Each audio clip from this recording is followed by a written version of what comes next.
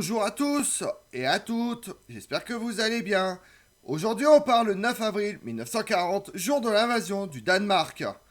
Par les Allemands, l'opération Weser, du nom du fleuve allemand Weser, a commencé très tôt. Le 9 avril 1940, les troupes d'Adolf Hitler sont entrées en Norvège à 2h15 du matin et au Danemark à 5h20 du matin. Mais pourquoi une telle invasion? Les stratèges militaires allemands pensaient qu'une base dans le nord du Jutland et surtout l'aéroport d'Aalborg serait essentiel à une invasion de la Norvège et commencent à planifier une occupation partielle du Danemark. Mais jusqu'en février 1940, la décision d'occuper le pays n'a pas été encore prise. Vous voulez en savoir plus sur l'invasion du Danemark? Venez avec moi.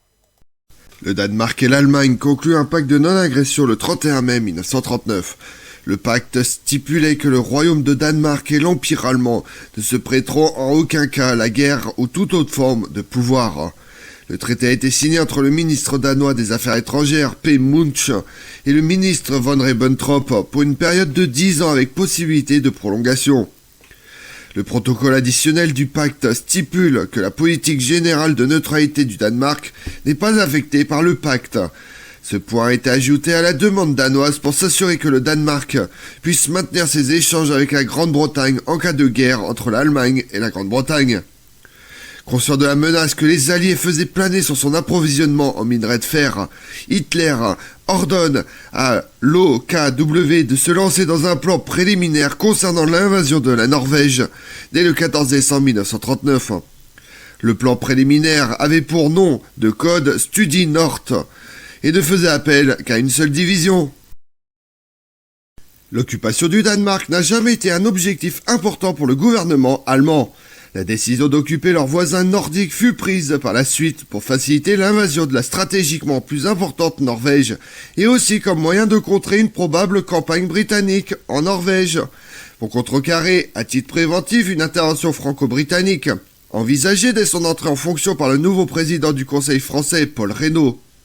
De plus, il ne faut pas oublier que la guerre est déclarée entre la France, l'Angleterre et l'Allemagne depuis 8 mois, celle qu'on appelle la drôle de guerre, période du début de la Seconde Guerre mondiale, qui se situe entre la déclaration de guerre par le Royaume-Uni et la France à l'Allemagne nazie, le 3 septembre 1939, jusqu'à l'offensive allemande du 10 mai 1940, sont le théâtre européen du conflit. Du point de vue de Hitler, il s'agit pour la Wehrmacht de protéger la neutralité de la Norvège et du Danemark face à une agression des Anglais et des Français. La réelle motivation des Allemands est d'assurer la voie de provisionnement du Troisième Reich en minerais de fer, décisif en ces temps de guerre. Du reste, jusqu'en 1943, l'occupation allemande au Danemark et en Norvège se fera en douceur. Mais on peut se demander pourquoi les Allemands n'en ont pas profité de la situation pour envahir également la Suède. La réponse tient en deux raisons. D'une part, le royaume de Suède fournit du fer à l'Allemagne durant la guerre, et dans le même temps, les Allemands préparent leur grand assaut à l'ouest, et ils ont besoin de chaque unité pour l'invasion de la France et de la Belgique. Pour ces raisons, Hitler n'a pas besoin d'envahir la Suède, car avec le Danemark et la Norvège, sans oublier l'Union soviétique, qui en 1939 est son allié, il menace pleinement les Suédois par ailleurs neutres, pour les obliger à faciliter le transit du fer vers l'Allemagne. Au début du printemps 1939, l'amirauté britannique commence à considérer la Scandinavie comme un théâtre potentiel d'opération dans l'optique d'un conflit armé avec l'Allemagne. Le gouvernement britannique était réticent à s'engager immédiatement et massivement dans un nouveau conflit terrestre sur le continent européen, pensant qu'il s'agirait alors d'une réédition de la Première Guerre mondiale, qu'aucune des parties ne souhaitait recommencer. Il commence alors à élaborer un projet de blocus afin d'affaiblir indirectement l'Allemagne. L'industrie allemande était forte, dépendante des importations de minerais de fer provenant des régions minières au nord de la Suède. Et une grande partie de ces minerais étaient expédiés en Allemagne par le port norvégien de Narvik. Le contrôle de la côte norvégienne permettrait ainsi de resserrer le blocus autour de l'Allemagne. En octobre 1939, le chef de la Kriegsmarine, le grand amiral Erich Raeder, discute avec Adolf Hitler des dangers causés par la présence éventuelle de bases anglaises en Norvège. et la possibilité pour l'Allemagne de se saisir de ses bases avant que le Royaume-Uni ne soit en mesure de le faire. La marine appuyait sur le fait que l'occupation de la Norvège permettrait le contrôle des espaces maritimes attenants et qu'elle pourrait servir de base de départ pour des futures opérations contre l'Angleterre. Néanmoins, à ce moment-là, les autres entités de la Wehrmacht n'étaient pas intéressées par le projet et Hitler publie seulement une directive dans laquelle il faisait état que l'effort principal serait produit lors d'une offensive terrestre sur les Pays-Bas. Fin novembre, Winston Churchill propose de miner les eaux norvégiennes, forçant les convois de minerais à venir naviguer dans les eaux internationales de la mer du Nord, où la Royal Navy était en mesure de leur barrer la route. Toutefois, sa proposition fut repoussée par Neville Chamberlain et Lord Halifax, du fait de leur crainte d'une réaction négative des pays neutres comme les États-Unis. Après le déclenchement de la guerre d'hiver entre l'Union soviétique et la Finlande, en novembre 1939, la situation diplomatique fut changée. Churchill proposa à nouveau son plan, mais il fut une nouvelle fois rejeté. En décembre, le Royaume-Uni et la France commencent à envisager d'aider la Finlande. Évidemment, ce plan leur aurait permis d'occuper les gisements de fer en Suède. Le plan reçut le soutien tant de Chamberlain que de Lord Halifax. Il comptait dans ce cas sur le soutien et la coopération de la Norvège. Néanmoins, les avertissements qu'avait auparavant envoyés le Royaume-Uni tant à la Norvège qu'à la Suède au sujet de leur commerce avec l'Allemagne n'eurent aucun effet sur les deux pays en question. Les plans d'expédition se poursuivent bien qu'en mars, les hostilités cessent entre la Finlande et l'Union soviétique. Cependant, la Norvège et la Suède s'opposent au droit de passage des forces alliées, de peur que la Scandinavie ne devienne un champ de bataille majeur dans la guerre. L'Allemagne commence alors à s'intéresser à l'idée d'avoir des bases sous-marines en Norvège pour entrer plus facilement dans l'Atlantique et menacer les convois d'approvisionnement de la Grande-Bretagne. Dans le même temps, Hitler avait besoin d'une victoire rapide et convaincante, éliminant la résistance au sein de la direction militaire allemande. Sur le plan stratégique, le Danemark n'était pas important pour l'Allemagne, mais il pouvait servir de base aux opérations contre la Norvège et sécuriser la ligne d'approvisionnement. À l'origine, Hitler n'avait que l'intention de forcer le Danemark à accepter une violation limitée de la souveraineté du pays, de sorte que la Wehrmacht puisse utiliser le Jutland du Nord comme base et Aalborg comme escale et champ de bataille.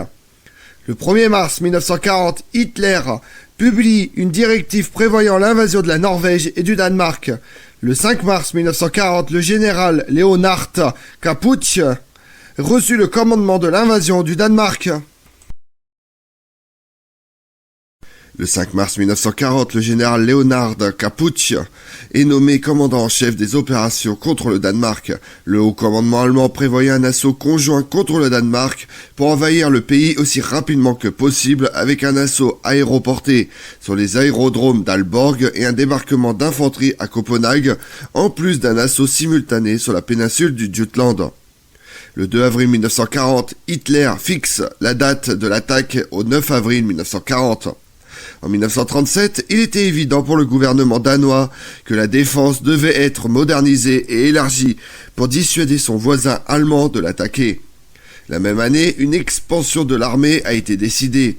À la frontière avec l'Allemagne, stationnaient des brigades de reconnaissance à moto et des régiments d'infanterie cyclistes. Bien que l'armée royale danoise ait été avertie de l'attaque, elle s'est vue refuser l'autorisation de déployer ou de préparer des positions défensives. Le gouvernement danois du roi Christian X ne voulait pas donner aux Allemands une provocation pour leurs actions. Seules de petites unités disperses de la garde frontalière et des éléments de la division du Jutland étaient disponibles pour faire face à l'invasion terrestre. Croyant que l'attaque était imminente, les troupes ont été placées en état d'alerte maximale à 1h30 de l'après-midi le 8 avril. Le premier affrontement entre l'armée danoise et les forces d'invasion eut lieu à Ludwigsburg, où un peloton anti-char danois armé de 2 canons de 20 mm et d'une mitrailleuse légère avait pris position pour couvrir la route. Une colonne allemande apparaît à 4h50 du matin et les canons de 20 mm ouvrent le feu sur les blindés, tandis que la mitrailleuse vise les motocycles.